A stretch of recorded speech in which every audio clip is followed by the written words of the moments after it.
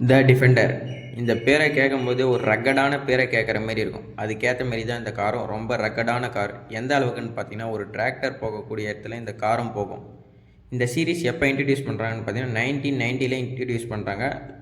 Land ரோவருக்கு கீழே இந்த series பார்த்தீங்கன்னா இன்ட்ரடியூஸ் பண்ணுறாங்க. இன்ட்ரடியூஸ் பண்ணும்போது வீல் பேஸ்னு பார்த்தீங்கன்னா 90 short wheel base, 110 long wheel base, 130 extend commercial wheel base, இந்த 3 types of wheel base introduce பண்ணுறாங்க. பாடின்னு பார்த்தீங்கன்னா ஆன் ஃப்ரேம் கன்ஸ்ட்ரக்ஷன் பாடி. ஆக்சில்னு பார்த்தீங்கன்னா சாலிட் ஆக்சில் வந்து கொடுத்தாங்க.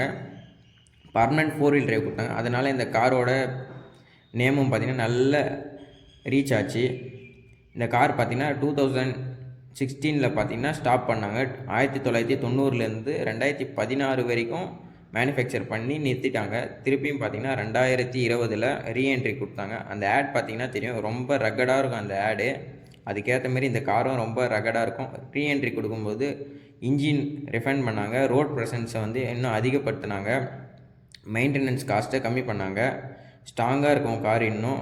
அதேமாரி ப்ரீமியமாக இன்டீரியர் வந்து ரொம்ப ப்ரீமியமாக கொடுத்தாங்க. ஃபஸ்ட்டு இருந்த அளவு கூட இப்போ ப்ரீமியம் ரொம்ப அதிகம் இந்த கார். அதனால தான் இது இன்னும் மார்க்கெட்டில் நிற்கிது.